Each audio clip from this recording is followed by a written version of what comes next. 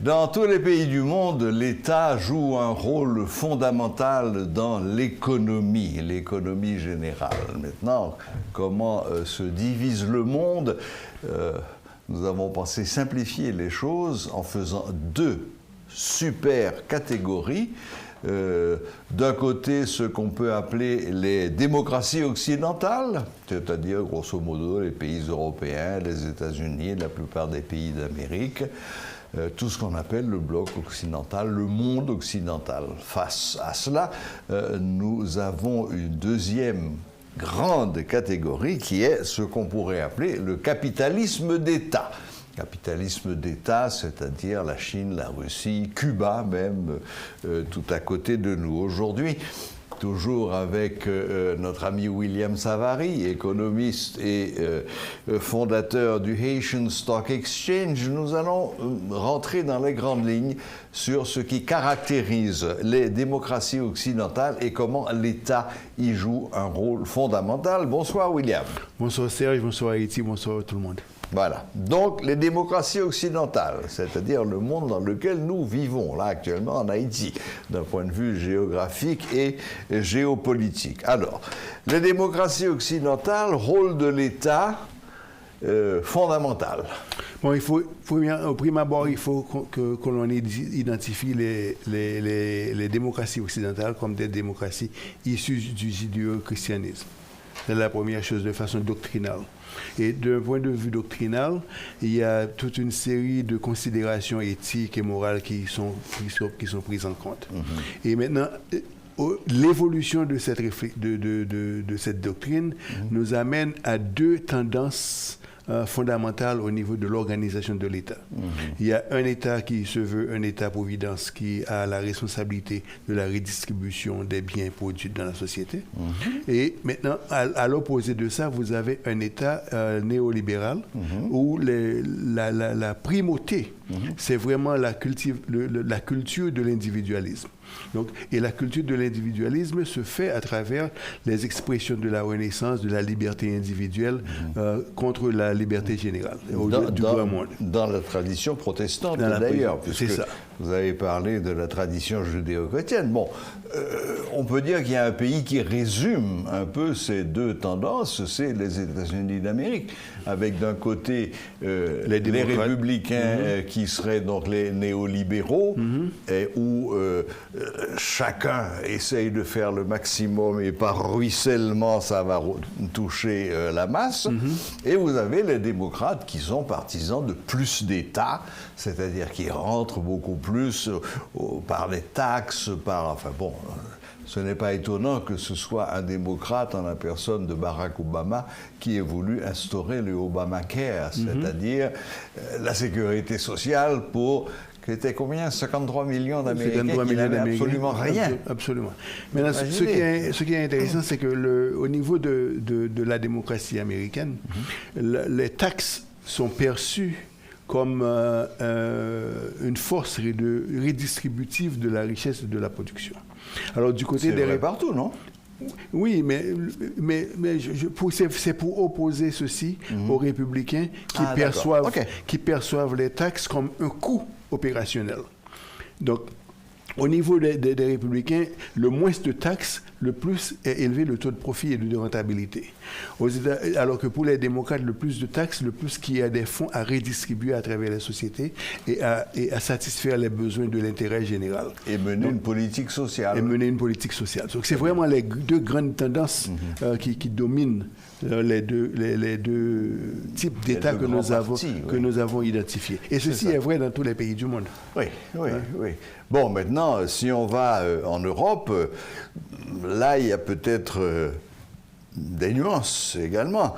Vous avez les grandes démocraties, disons, du sud de l'Europe, avec, en commençant par l'Allemagne, la France, l'Italie, l'Espagne, qui sont des modèles mixtes, équilibrés, absolument, où le rôle de l'État est important, mais où on laisse aussi la bride sur le cou aux néolibéraux, où on encourage l'investissement privé, etc., etc. Et puis vous avez les démocraties du nord de l'Europe, qui, elles, sont très social. Ouais, bon. Parce que les besoins se manifestent différemment parce que ça, les revendications au niveau des syndicats dans les sociétés déterminent la politique de l'État.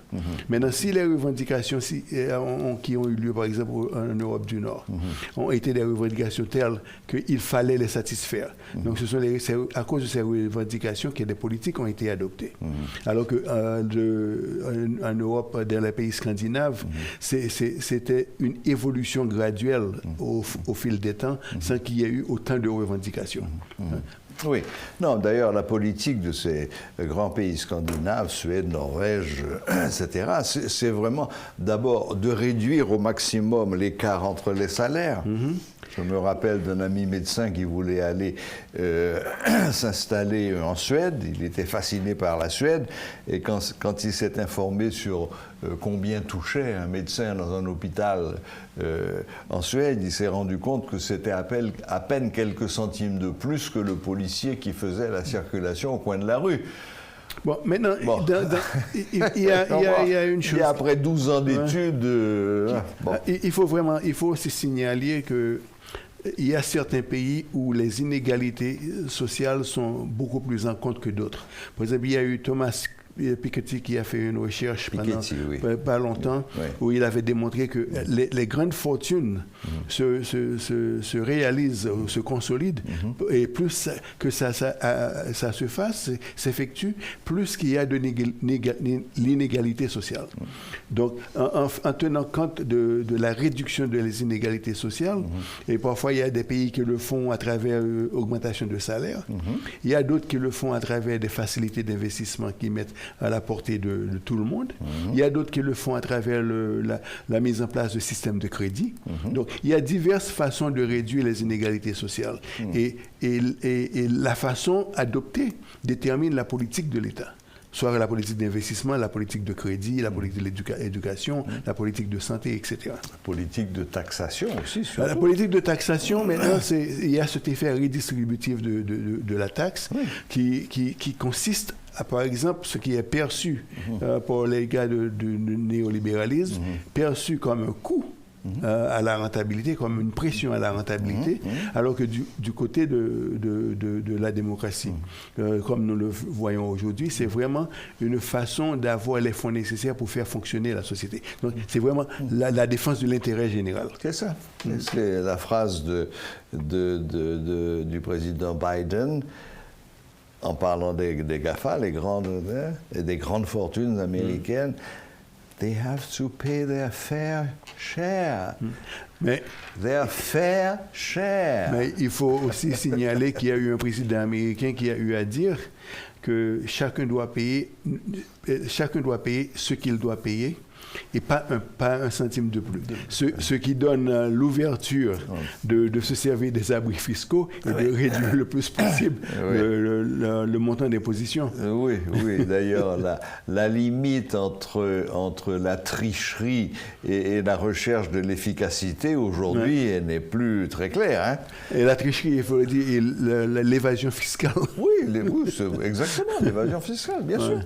Bien sûr, aller mettre son argent dans des paradis fiscaux, c'est refuser à l'État où on a fait ces affaires la possibilité de prendre des impôts pour aider les plus défavorisés. Il faut dire aussi que dans l'articulation des lois au niveau de la fiscalité, il y a également des provisions qui sont mises pour permettre à ce que les investissements se fassent ailleurs, pour permettre à ce que le capital soit rapatrié ailleurs.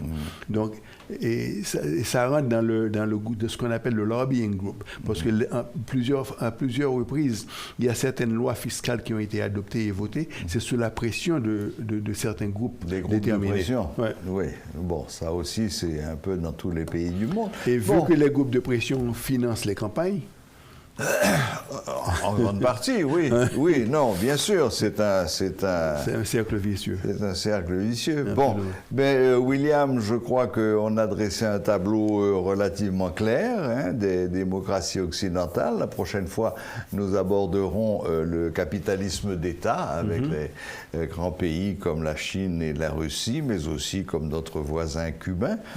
Et bon, il y a une chose que j'aimerais dire quand même avant de terminer, c'est que quand on prend les démocraties occidentales, au départ, elles sont toutes des démocraties. C'est-à-dire qu'elles élisent des dirigeants à partir d'élections libres. C'est ça, la démocratie. Alors que du côté du capitalisme d'État, ce sont pour la plupart des dictatures et même parfois des régimes totalitaires. Bon, il y a des gens qui vous diraient que, par exemple, la majeure partie de toute grande réussite, par exemple, Sixtine Chapel n'a été peinte que par une seule personne. Ce qui veut dire, je ne suis pas sûr de peut-être que comprendre. peut-être parfois une dictature n'est pas mauvaise, peut ne pas être mauvaise. Oui, mais là, c'était un affrontement entre deux géants, c'était un affrontement entre Michel-Ange et le pape Jules II. Mais ce sont les contradictions qui font progresser le monde. Bon. Ça, c'est la thèse communiste. Bon, le matérialisme dialectique. Oui, c'est le matérialisme dialectique. OK, William, merci beaucoup. Donc, on se voit la prochaine fois pour continuer le long de cette ligne. Voilà, c'était le premier volet d'un thème général que nous avons appelé le rôle de l'État dans l'économie et qui s'est un peu intéressé à éclairer ce que sont nos démocraties occidentales.